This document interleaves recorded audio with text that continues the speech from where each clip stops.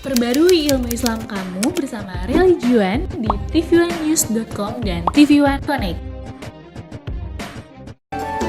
Sesaat lagi Anda akan menyaksikan Damai Indonesia dipersembahkan oleh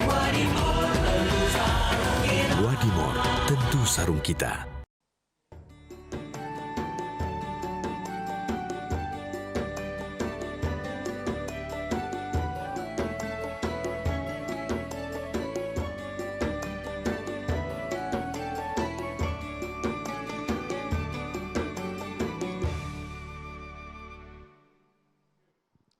Assalamualaikum warahmatullahi wabarakatuh.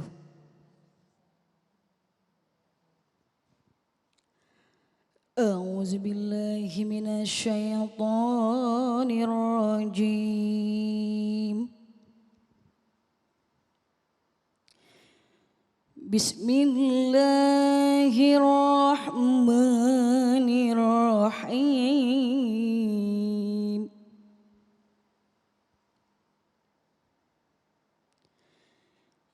Ya ayyuhalladzina amanu taqullaha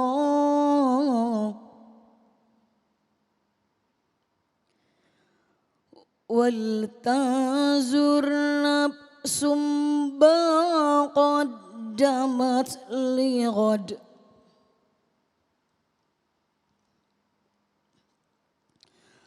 Wattaqullaha innallaha khabirum bima ta'malun.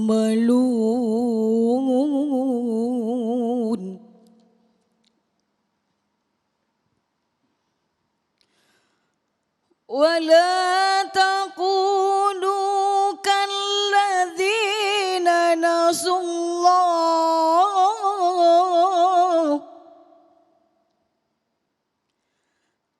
فأنساهم أنفسهم أولئك هم الفاسقون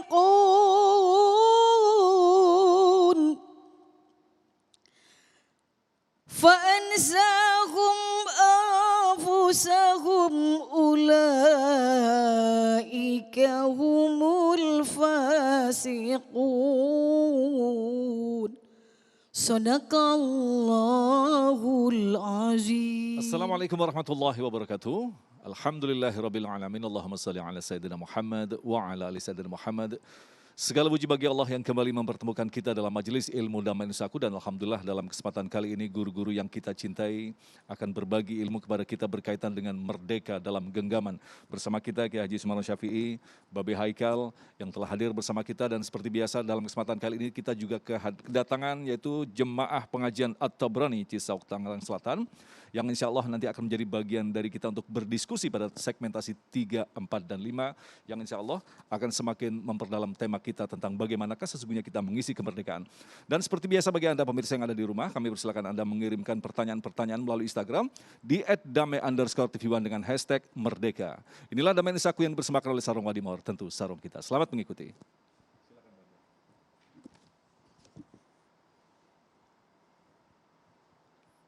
Saya mau minta izin dulu sama Kiai ini. Mohon izin Kiai, Mas Agung, dan semua. Assalamualaikum warahmatullahi wabarakatuh. Alhamdulillahirabbil alamin. Wassalatu wassalamu ala Rasulillahi Nabiyil Karim wa ala alihi wa sahbihi ajmain, amma ba'du. Ma'asyiral muslimin wa jumratal mu'minin rahimakumullah. Dalam pergaulan hari-hari kita sering dengar orang-orang yang berkata, emang kita udah merdeka. Hari ini mesti kita sampaikan kepada teman-teman yang masih berkata demikian. Enggak boleh, itu namanya kufur nikmat. Karena faktanya kita sudah memproklamirkan kemerdekaan itu, diproklamirkan oleh proklamator Bung Karno dan Bung Hatta atas nama rakyat seluruh Indonesia. Itulah tahun 45 yang kemudian disambut oleh para alim ulama, disambut oleh para pembesar, oleh para semua penyokong-penyokong kemerdekaan. Sebelumnya kejadian itu adalah mereka semua bersidang. Mereka memperjuangkan, Pak Kiai, kalau dengar kakek kita cerita, kalau dengar bapak kita cerita, yang mungkin 30 tahun lagi cerita ini nggak bakal ada. Karena kita yang dengar saksi-saksi langsung mungkin 50 tahun yang akan datang udah kagak ada lagi. Apa kata mereka? Mereka nggak berani teriak merdeka. Karena pasti bakal ditangkap sama Jepang. Bahkan dibunuh. Tahun 44 bulan September itu kan ada yang berani teriak merdeka kemudian dibunuh oleh Jepang. Nah yang biasanya orang tua kita cerita dulu cuman bisik-bisik. Merdeka, merdeka, merdeka. Kalau kenceng-kenceng bisa jadi ada yang ngaduin. Karena banyaknya orang-orang yang pengkhianat. Akhirnya kita bisik-bisik. Cuman yang sehati betul-betul kita berani berkata merdeka, merdeka, merdeka. Bisik-bisik. Nah kemudian apa yang terjadi ketika tahun 45 bersidanglah. Dan kemudian yang sangat mengharu birukan itu adalah pada tanggal 17 Agustus yang bertepatan dengan 17 Ramadan.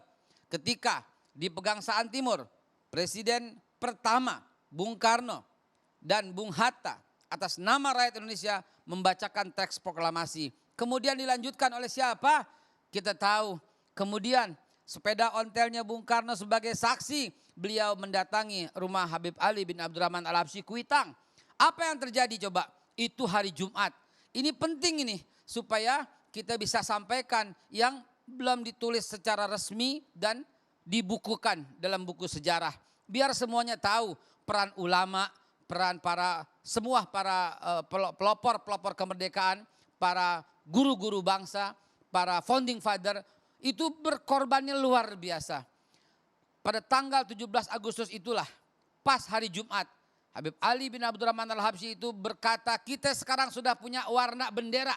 Dan yang ditanya, sebagai saksi ini masih banyak yang hidup. Ditanya sama Habib Ali adalah, apa warna bendera kita?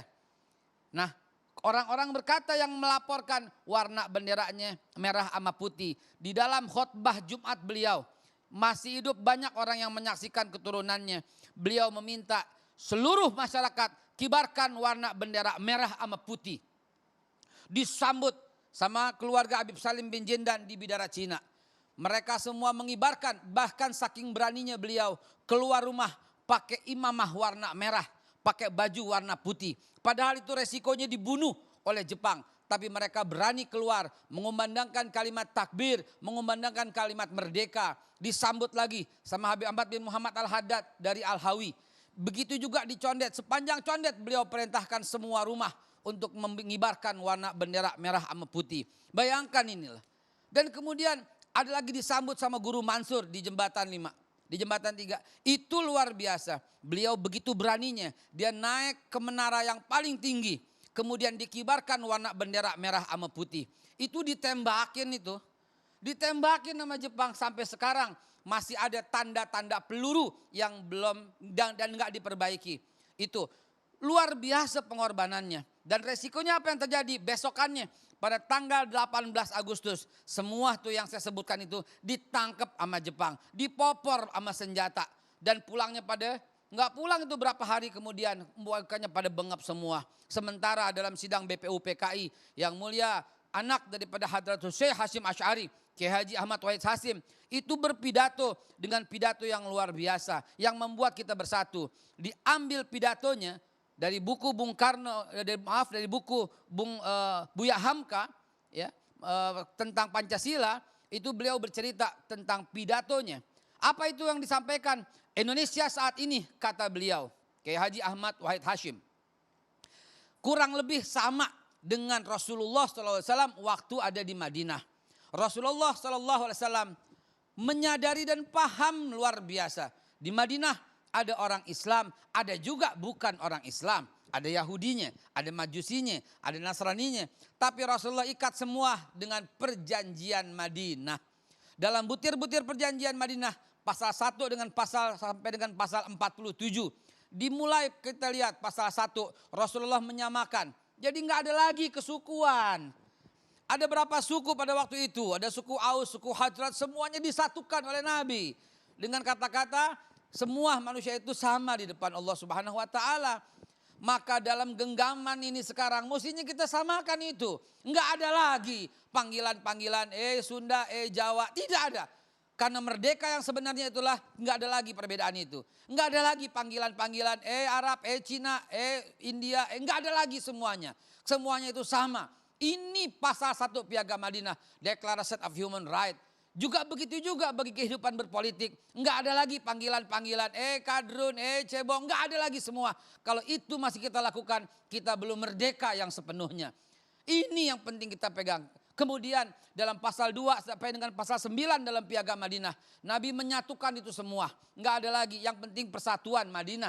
Lihatlah, Kiai Haji Ahmad Wahid Hashim lalu menyatakan kurang lebih suasana pada masa itu sama dengan suasana Indonesia sama sekarang. Ada berapa suku? 714 suku. Ada berapa bahasa? 630 bahasa. Lengkap dengan 6 agama dan 13.000 pulau. Maka semuanya diikat dengan Pancasila. Diikat dengan merah putih. Jadi nggak ada lagi gitu loh. Narasi-narasi yang membuat pecah belah. Narasi-narasi yang membuat kita berpikir ke belakang lagi. Semua udah diikat dan semua ini adalah warisan daripada para pahlawan-pahlawan kita pada masa itu. Apa yang terjadi berikutnya?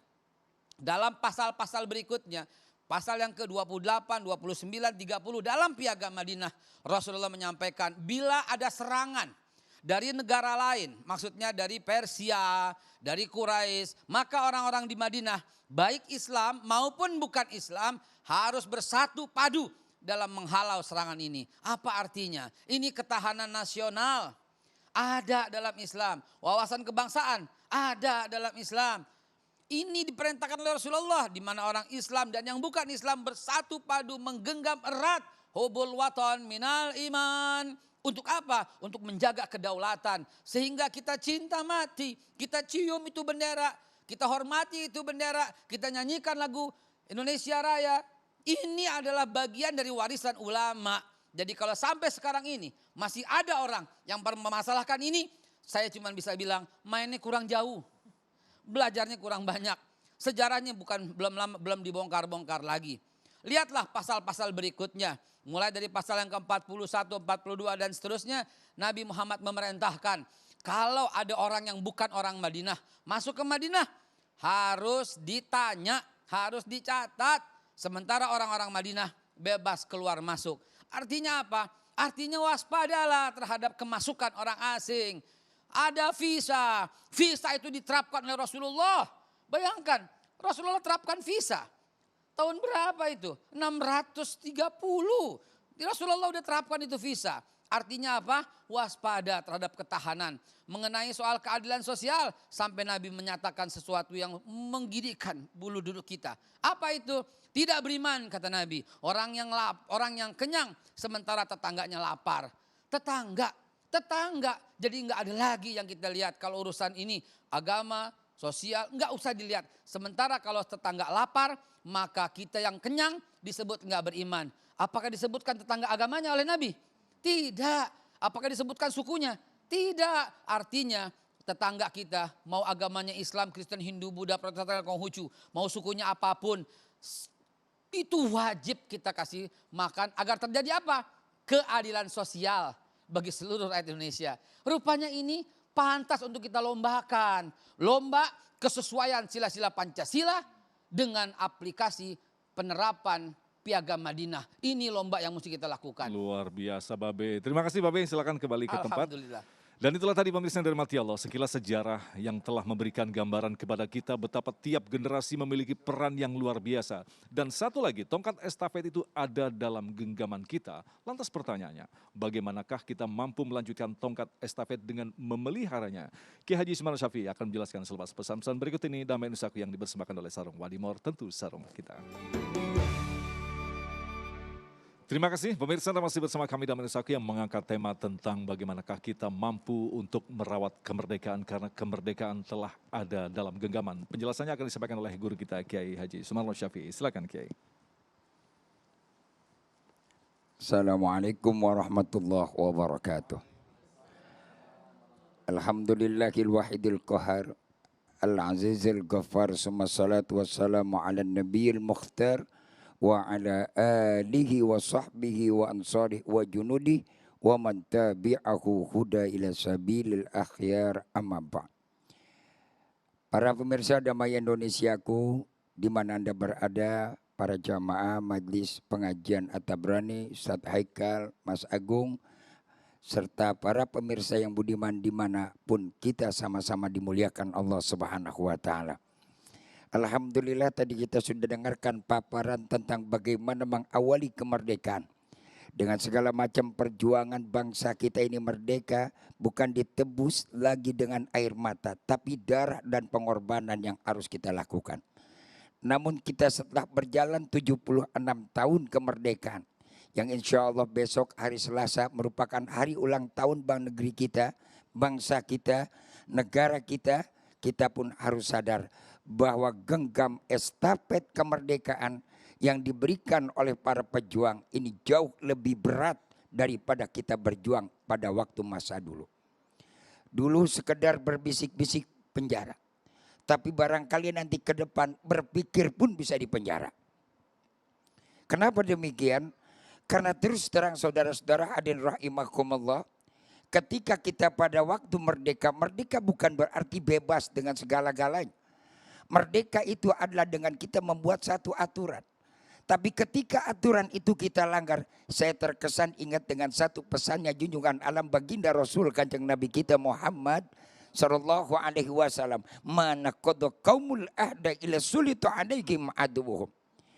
Ketika satu kaum itu sudah melanggar daripada perjanjiannya, melanggar daripada undang-undangnya, melanggar dari apa yang menjadi kesepakatannya, sama seperti kita mempersilakan musuh untuk menerkam kita. Mari kita lihat hari ini yang terjadi. Ketika orang disuruh ngurus hutan, malah hutannya habis digunduli, bahkan dia jadi orang hutan. Ketika disuruh mereka lagi mengurus lautan, sampai isi laut habis semua. Sampai benur-benur udang pun habis dikorupsi. Disuruh ngurus jalan tol, malah aspal dan batu pun ditenggak semua. Besi diraup. Ini kan karena apa? Salahnya manusia ketika memegang estafet kemerdekaan. Ini adalah jiwanya kosong. Maka ada satu pesan dari lagu Indonesia Raya. Bangunlah jiwanya, bangunlah badannya. Surat Al-Hasyr tadi mementurkan kita. Memberikan terawangan kepada kita. Memberikan jalan kepada kita. Wala takunu kalladzina nasullaha fa ansahum anfusahum. Ulaika humul fasikun. Ketika manusia itu lupa kepada Allah. Kemerdekaan ini atas anugerah Allah. Kalau tidak Allah berikan kepada kita. Berikan dorongan kekuatan moral. Siapa yang akan mengira kita yang sudah dijajah sekian ratus tahun oleh imperialis. Tapi dengan satu keberanian. Siapa yang melahirkan keberanian? Ingat Bung. Merah putih takkan bisa berkibar kalau tanpa ada orang yang mengibarkan. Bersyukur kita kepada Allah. Kita ingat bahwasanya kemerdekaan ini dari Allah. Namun kita pun jangan lupa berkibarnya merah putih karena ada orang yang mengibarkan. Malam yaskurinas lam yaskurillah. Orang yang tidak pandai berterima kasih kepada manusia, maka orang itu tidak pandai bersyukur kepada Allah. Dari tahun ke tahun pejuang kita cuman yang mereka dikasih bintang jasa, penghormatan tanpa diberikan tempat yang layak dan betul-betul diperhatikan. Saya kritik negeri ini. Tolong perhatikan mereka para pejuang-pejuang negara. Kita bisa menghirup udara yang segar. Anda duduk di kursi yang empuk. Anda mendapatkan jabatan dan kedudukan dengan darah dan air mata mereka yang berkorban. Terus terang. Maka Allah katakan tadi dalam Al-Quran. Ulaika humul fasikun. Mereka yang sudah lupa kepada Allah. Maka mereka itu akan lupa dengan dirinya. Sadar bentuk jadi manusia. Tapi jiwanya akan lebih berbahaya dari zombie-zombie yang bergentayangan. Ini genggaman estafet berat. Apalagi di tengah situasi COVID yang semacam ini. Datang wabah yang besar. Datang lagi ujian yang datang kepada kita. Mari kita harus berpikir ke depan. Maka yang pertama bagaimana mengisi kemerdekaan. Syukur nikmati Allah. Dengan kita berterima kasih kepada para pejuang. Yang kedua adalah kita pun ingat kepada Allah. Bukan jauh kepada Allah. Akhir belakangan ini malah kita diseret untuk jauh kepada Allah. Padahal segala apapun yang datang Allah berikan kepada kita. Kita percaya ada takdir dalam rukun iman. Allah sudah takdirkan dunia harus seperti ini. Justru kembalinya bukan otak dan teknologi yang menjawab. Adalah nurani kita membangun jiwa. Jiwa kita sekarang kosong. Fisik kita boleh kuat. Infrastruktur yang kita bangun, jalan tol yang sudah ratusan kilometer. Betul. Tapi apa artinya kalau jiwa kita kosong?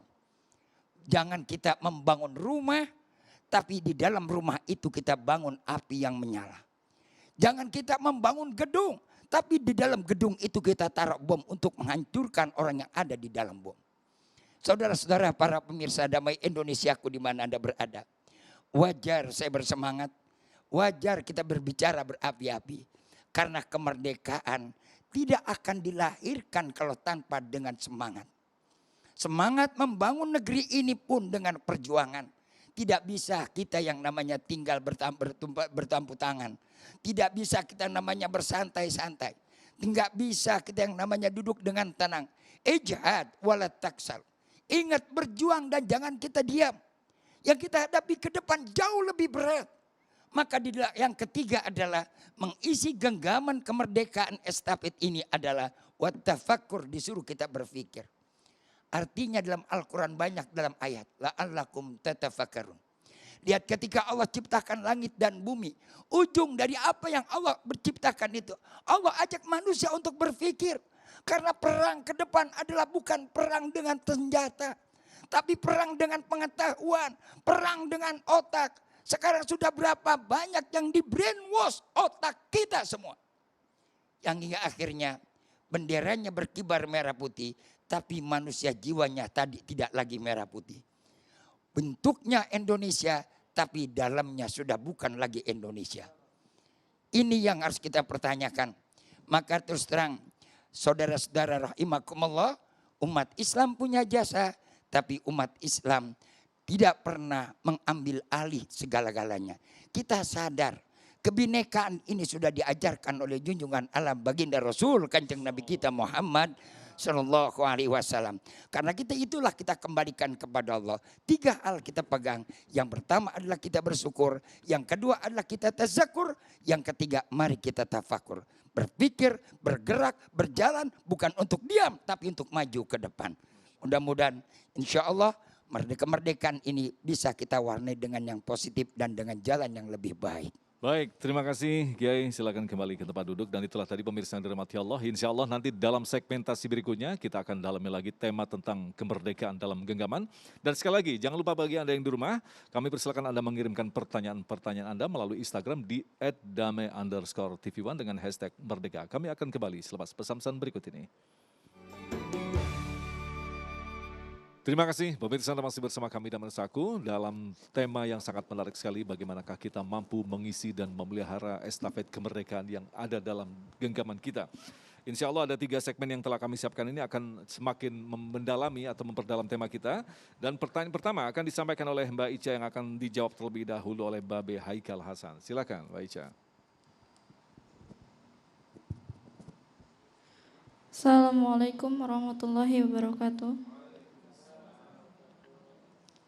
Nama saya Ica, saya akan bertanya, dalam teks lagu kebangsaan Bangunlah Jiwanya, Bangunlah Badannya, ini terkait dengan masalah membangun mental bangsa. Ternyata lebih-lebih susah daripada membangun infrastruktur. Mohon tanggapannya Kiai.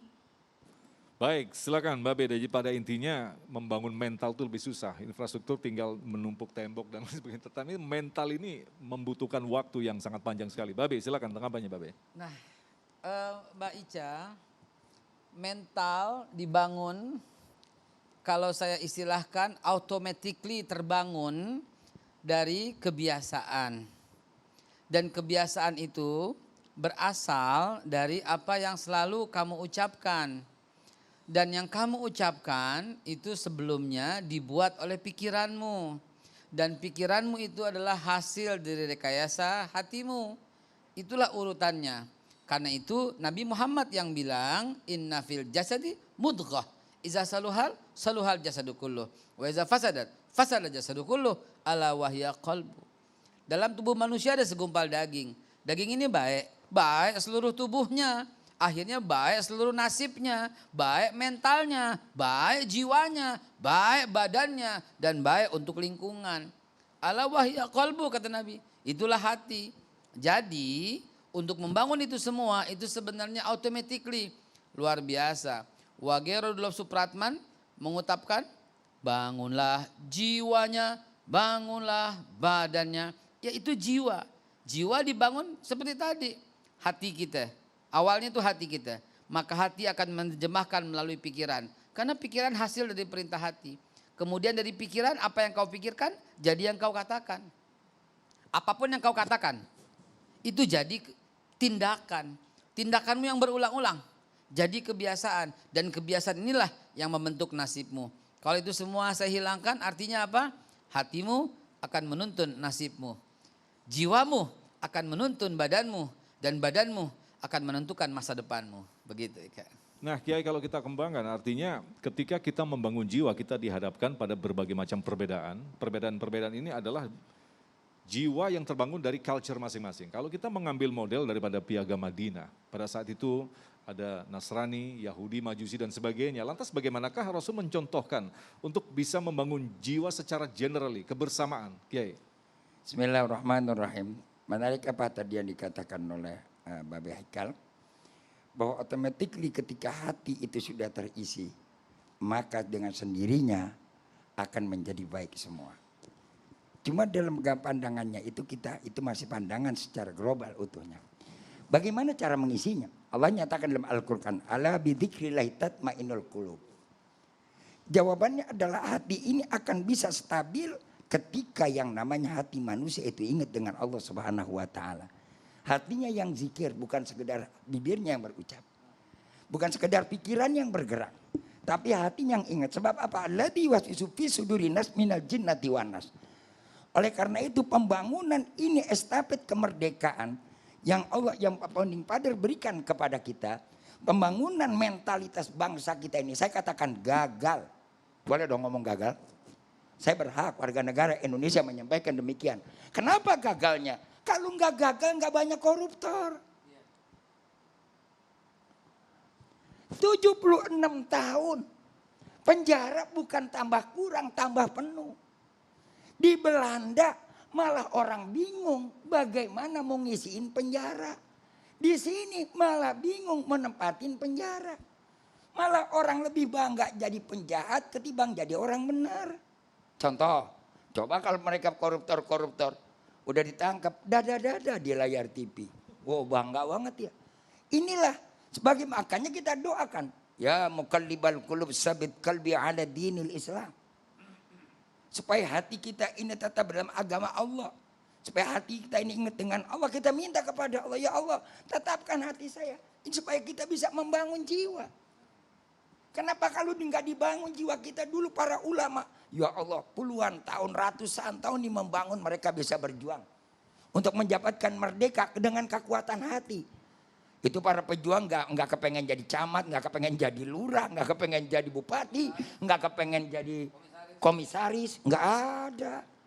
Nggak ada yang kepengen mereka jadi presiden, nggak ada. Nggak pernah berpikir. Mereka mau jadi presiden, mau jadi wakil presiden. Sekarang ujug-ujug pada berebut. Bahkan sengaja undang-undangnya dibuat undang-undang yang pengen berebutan kekuasaan. Kan aneh. Kenapa kan hati mereka udah lupa yang mereka ingat dengan dunia. Ketika hati mereka sudah teringat dengan dunia, ingat. Bahwasannya akan nanti datang satu penyakit kepada manusia. Di mana penyakit ini adalah akan menghancurkan, melemahkan semua sendi kehidupan. Dua faktor, hubud dunya wa karahiyatil maut. Cinta dunia dan takut mati.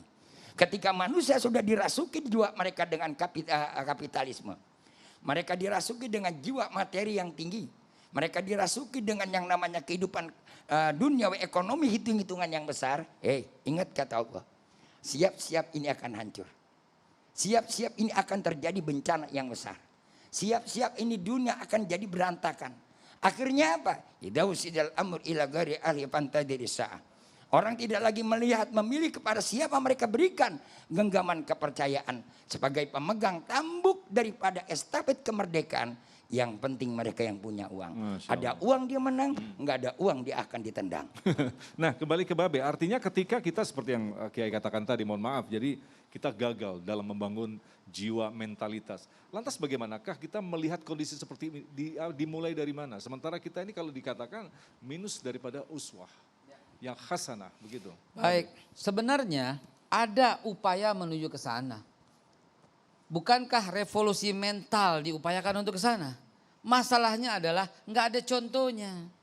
Kalau ada contoh ada figurnya.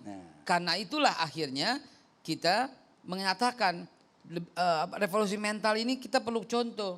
Sedangkan yang tiap hari kita lihat itu adalah contoh-contoh sebagaimana Pak Kiai Sumano katakan tadi, contoh-contoh orang yang berebut. Bayangkan, sehubungan dengan Muharram juga dan kemerdekaan juga, perhatikan apa yang terjadi persis sebelum pindah, sebelum hijrah dari Mekah menuju Madinah.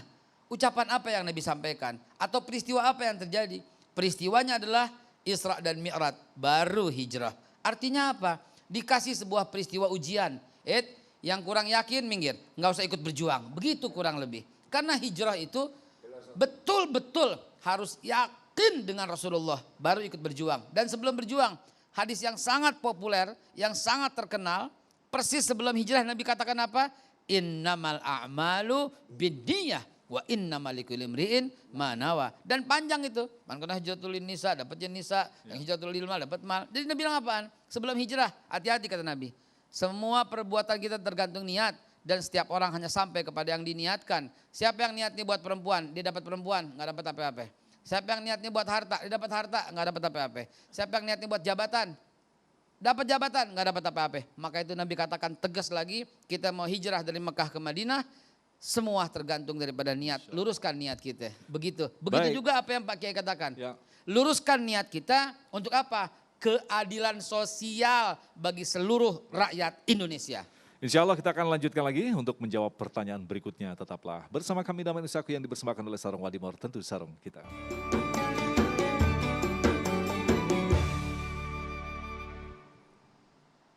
Terima kasih pemirsa, Anda masih bersama kami Damai Nusaku yang mengangkat tema tentang merdeka dalam genggaman. Berikutnya kami persilakan pertanyaan yang akan disampaikan oleh Ibu Yati yang akan dijawab terlebih dahulu oleh Kiai Haji Sumano Syafi'i. Silakan.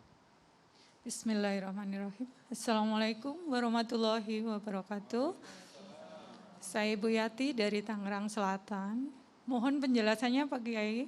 Tadi disebutkan bahwa dengan mengisi kemerdekaan dengan masih melukai, kita masih melukai perjuangan para pahlawan kita dengan maraknya kasus korupsi.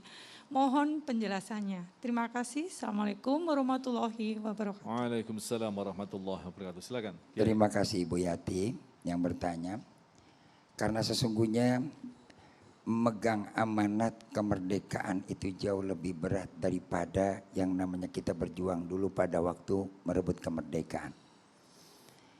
Yang namanya orang melukai, siapapun orang akan merasakan sakit kalau mereka dilukai. Ada pepatah bilang lebih baik kau bunuh aku dengan pedangmu daripada kau bunuh aku dengan cintamu. Dalam. Karena tidak akan ada kemerdekaan kau tanpa perjuangan dan jangan bicara berjuang kau tanpa cinta.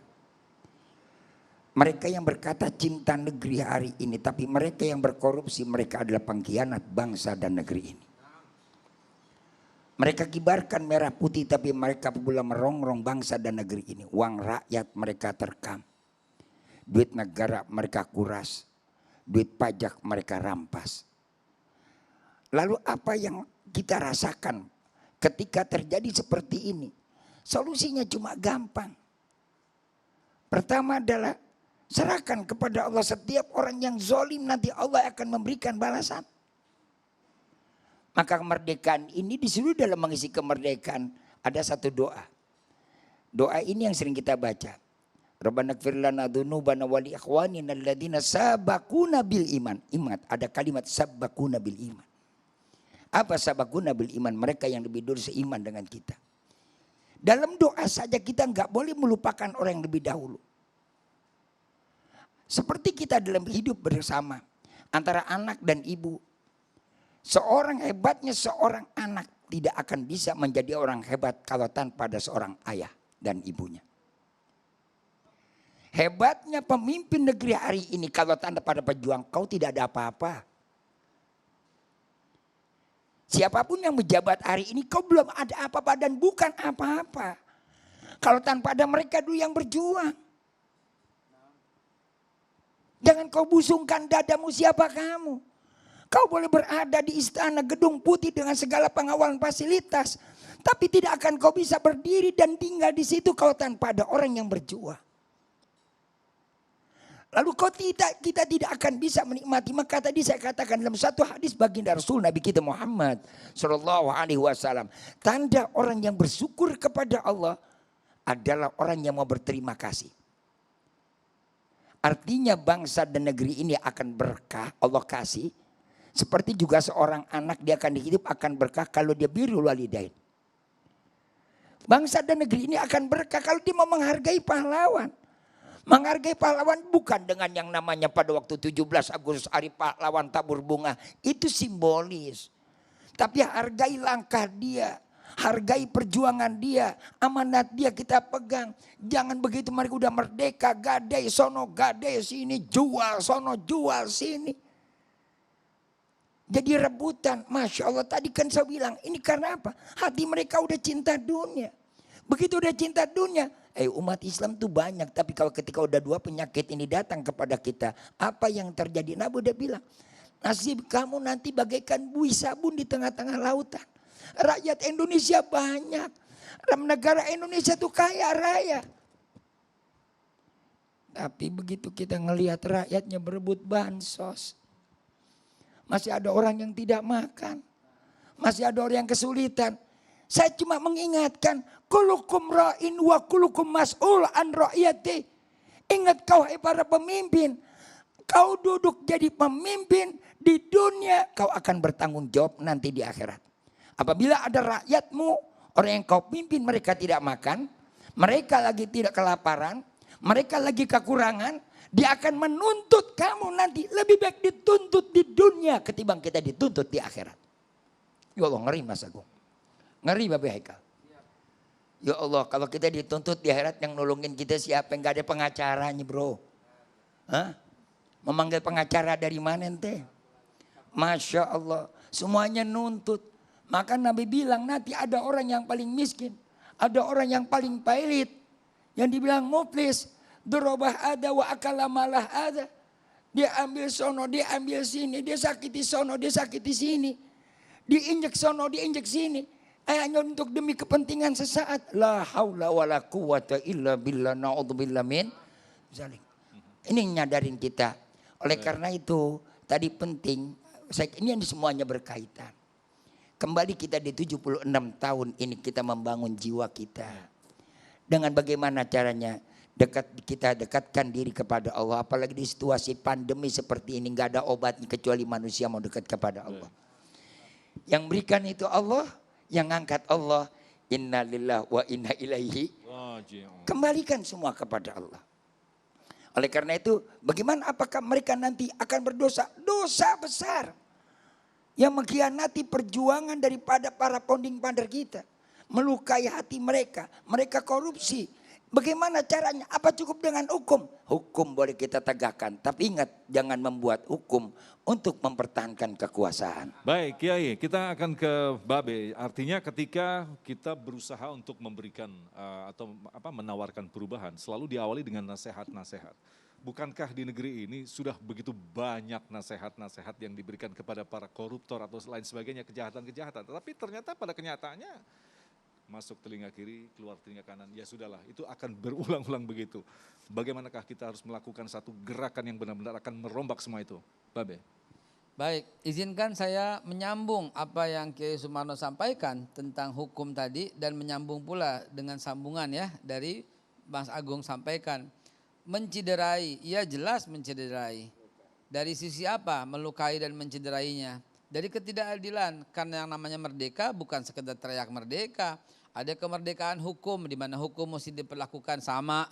Nggak boleh orang yang satu, ada kakek-kakek cuman nggak sengaja ngambil buah alpukat 6 biji, dihukum berapa tahun tuntunannya. Ya kan? Ada orang yang sengaja koruptor ratusan miliar memasukkan dokumen, dikurangin lagi. Ini mencederai, ini melukai gitu loh perjuangan yang telah dibuat oleh para pendahulu kita. Lalu apa yang disampaikan Mas Agung tadi? Lalu mulainya dari mana? Mulainya itu adalah Allah Subhanahu wa taala telah mengisyaratkan dalam Al-Qur'an bahwa batu yang keras aja bisa berlubang itu kalau terus-menerus. Jadi jangan stop yang namanya pengajian. Jangan halangi orang yang namanya ke masjid. Kenapa? Karena itu mesti tetesan. Orang Sunda berkata, cikaracak ninggang batu, laun-laun jadi legok. Iya kan? Orang Sunda bilang begitu kan? Jadi batu tuh lama-lama tes, baru dia bisa berlubang. Bukan seberapa kerasnya tetesan itu, tapi seberapa seringnya, Mas Agung. Bukan cuma orang Sunda, orang Jawa juga punya peribahasa. Witing tresno jalaran soko kulino. Ya, walaupun nggak ada rasa, kalau kelihatan, nulu jatuh cinta juga akhirnya tiap hari. Bukan cuma orang itu, orang Sumatera juga punya peribahasa. Lancar kaji karena diulang. Kita bisa lancar kalau ada pengulangan. Orang Betawi juga ada, kita punya, orang Tanah Abang ada. Apa itu? Ala bisa gara-gara biasa. Nah, ini digali dari budaya akar dari Indonesia bahwa Mas Agung akan berulang-ulang terus, jangan berhenti dalam rangka masuk kuping kiri keluar kuping kanan sekali. Kalau 2 kali ada yang nyantel dikit, 3 kali, kalau tiap hari itu yang membuat hukum pengulangan, the law of repetition akan menjadi nyata. Begitu Mas Agung. Dan yang paling penting adalah ketika Allah nanti membukakan hati mereka masing-masing. Babe, insya Allah kita akan lanjutkan lagi untuk menjawab pertanyaan berikutnya. Tetaplah bersama kami, Damai Indonesiaku.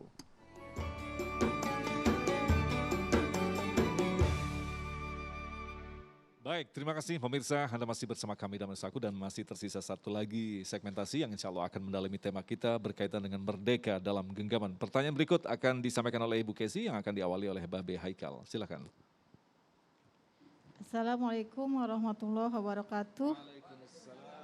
Saya Kesi mau menanyakan bagaimana konteks membangun kemerdekaan dalam kondisi COVID yang melemahkan segala aspek kehidupan. Terima kasih. Wassalamualaikum warahmatullahi wabarakatuh. Waalaikumsalam warahmatullahi wabarakatuh. Ini pertanyaan menarik sekali nih, Babe silakan. Berat nih Bu Kesi nih. Bu Kesi, boleh nggak saya sedikit mengkoreksi pertanyaannya? Bagaimana membangun dalam masa kemerdekaan ini dalam suasana COVID yang melemahkan? Kalimat itu belum kita melangkah udah lemah. Karena kita telah memutuskan COVID melemahkan. Seharusnya COVID ini menguatkan, cuma kita belum tahu caranya. Sehingga kata-kata itu sudah menuju kepada kekuatan. Buktinya apa? Banyak di antara orang-orang yang dulunya biasa berjualan. Nah, dengan adanya COVID, maka dia bisa berjualan online ternyata lebih survive. Banyak yang sekali kita dulu sebelum ada ini kita ceramah mesti datang. Sekarang kita duduk di rumah bisa 10 titik satu hari. Dulunya cuma 3 titik, 4 masjid. Sekarang bisa 10 masjid sehari. Gara-gara apa? Gara-gara bisa luas. Dulu kita nggak kepikiran. Kita mesti ceramah, kalau saya diundang ke luar negeri repotnya setengah mati. Visanya, apanya segala macam. Sekarang kita baru bangun tidur, kita udah bisa ceramah yang dengerin orang-orang di Amerika. Saya ada komunitas di sana, ada juga komunitas di Eropa. Dan sekaligus karena waktunya mepet, gabung dah saya bilang. Gabung jam sekian waktu Indonesia, dalam satu di rumah kita bisa ceramah di Eropa, kita bisa ceramah dalam waktu yang sama di Amerika. Jadi artinya ada hikmah-hikmah yang mesti bisa kita ambil. Tentu kita yang bisa menyikapi dengan baik. Tapi kita yang diam saja, nggak mau berubah, maka kita akan kegilas dengan zaman. Mau nggak mau, suka nggak suka, memang kita sudah berada dalam kondisi seperti ini. Salah menyikapi akan melemahkan, benar menyikapi akan menguatkan. Di antara itu semua, sudah sepantasnya kita ini menyetop semuanya. Karena COVID itu ya, saat ini menjadi besar-besar dan gak turun-turun karena pelanggaran. Pelanggaran yang dilakukan aparat ada, rame-rame bikin kerumunan juga. Pelanggaran yang dilakukan pejabat ada, pilkada atau pilgub atau di mana di daerah masih kumpul-kumpul. Pelanggaran yang dilakukan rakyat ada juga, kumpul-kumpul dan sebagainya. Karena itu membuat klaster baru. Jadi kesalahan merata. Kesalahan ini kesalahan yang sistemik, dilakukan oleh dari atas sampai yang di bawah. Ini membuat angka COVID nggak turun-turun begitu. Karena mau nggak mau kita mesti terima ini terjadi penularan dengan cara udara seperti ini. Nah, kembalilah ke jati diri bangsa. Kembali semuanya ikut aturan ya, 5M itu paling efektif mencegah. Dan itu bisa menguatkan kembali. Tapi jangan lupa, ini hikmahnya luar biasa. Kita jadi terbiasa dengan menggunakan jaringan yang online. Nah, kalau kita tidak mau ikut, kita akan tergilas. Ingat, COVID itu menguatkan. Cuman banyak dari kita yang belum tahu caranya, begitu. Nah, mungkin Kiai bisa menambahkan, artinya menarik sekali apa yang disampaikan oleh Babe tadi, bahwa di lain sisi sebuah musibah pasti ada keuntungan dan ada kerugiannya. Seperti tadi keuntungannya salah satunya muncul bisnis-bisnis baru, bisnis online dan sebagainya. Lantas bagaimana dengan orang-orang yang selama ini kehidupannya sudah sangat settle sekali, tapi ketika datang COVID mereka harus melakukan life adjustment, penyesuaian kehidupan yang ternyata tidak semudah yang kita hadapi, bahkan sudah pada tingkat putus asa. Padahal mereka adalah salah satu aset bangsa berupa manusia. Kiai. Begini Mas Agung, yang pertama setiap apa yang Allah berikan itu tidak semuanya jelek dan tidak semuanya buruk. Di balik yang Allah kasih itu ada sesuatu yang terbaik kepada kita. Doa kita kan kepada Allah, Rabbana atina fid dunya hasanah wa fil akhirati hasanah wa qina adzabannar. Kita minta doa kepada Allah, berikanlah kami yang baik. Covid itu baik.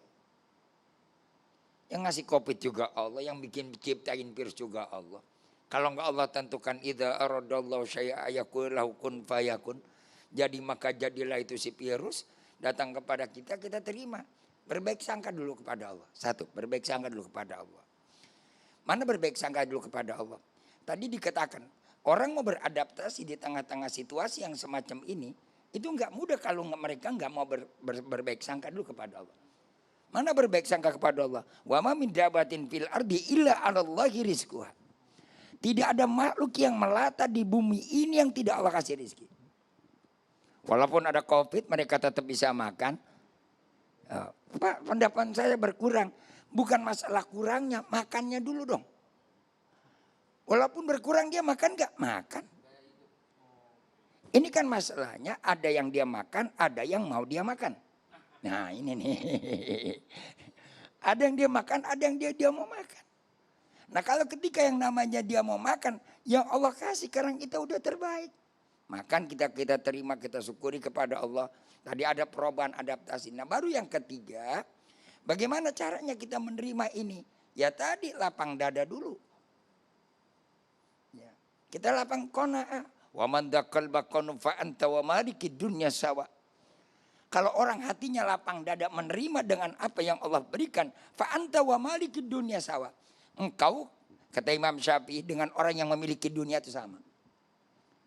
Jadi apa sih perbedaannya COVID dengan kita? Perbedaannya kita nggak bisa keluyuran, nggak bisa ayab-ayaban, memasuk mall katanya nggak boleh masuk kalau nggak pakai vaksin. Syukur, alhamdulillah jadi orang nggak pada pergi ke mall, ya. Jadi pergi ke pasar. Pak, di pasar harus pakai vaksin. Siapa yang mau jagain surat vaksin? Makanya kalau bikin aturan lihat-lihat diri Mas. Jangan asal ngebledug. Ini kan kadang-kadang orang bikin aturan gak ngukur. Masuk mall harus pakai vaksin. Yang mau jagain surat vaksin siapa?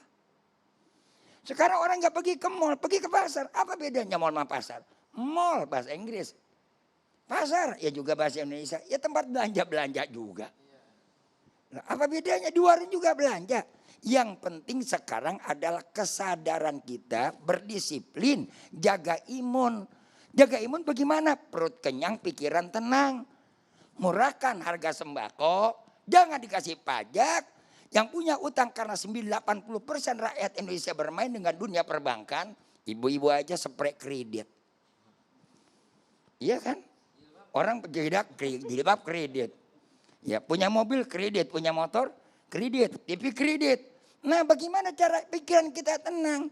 Ya, mereka yang punya kebijakan supaya bagian keuangan untuk bisa mengurangi tagihan-tagihan kredit, bebaskan beberapa bulan supaya pikiran rakyat tenang. Itu imun pasti kuat. Kuat. Kalau perut kenyang tapi pikiran ada, wow, imun kurang. Tambah emang udah perut lapar. Pikiran ada, bayar kreditan motor, berkreditan mobil, bayar kreditan AC, bayar kreditan rumah, pendapatan kurang. Insya Allah nggak pakai COVID juga bakal susah, Mat. Baik, terima kasih Kiai, Babe yang telah memberikan dan sekaligus berbagi ilmu dalam kesempatan kali ini. Insya Allah kita termasuk orang-orang yang diselamatkan dari segala bentuk ujian sehingga kita dengan penuh kesadaran kita mampu mengisi kemerdekaan yang merupakan estafet yang dititipkan kepada kita. Tetaplah bersama kami, Damai Indonesiaku.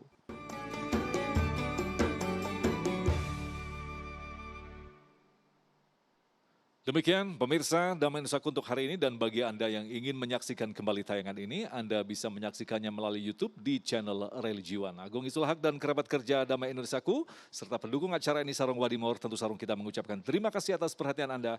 Assalamualaikum warahmatullahi wabarakatuh.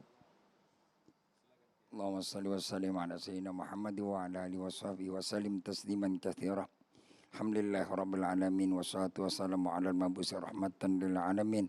Allahumma inna nas'aluka al-'afwa wal 'afiyal mu'afata ad-daimah wa nas'aluka darajatal 'ali wa fahman zakiyya wa ilman nafi'a wa 'amalan salihan maqbula. Rabbana inna sami'na munadiya yunadi lil imani an amin bi rabbikum fa amanna. Rabbana faghfir lana dhunubana wa kaffir 'anna sayyi'atina wa tawaffana ma'al abrar.